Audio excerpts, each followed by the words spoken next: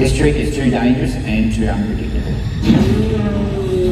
This trick has been in the back of my mind since 2012 after my crash. And now it's time. Right here in Brisbane.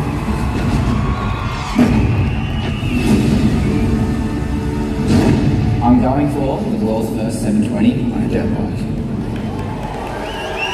That's right! He said it, Brisbane, the world's first 720 right here for the very first time!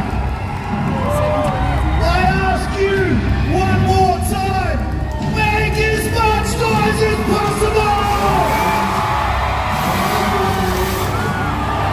Oh. So close!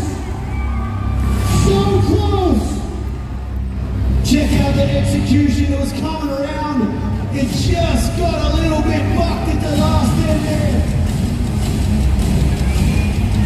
We've got our reticle unit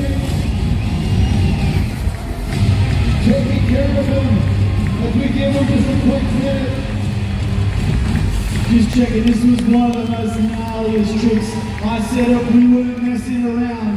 This has never been done other than at a competition.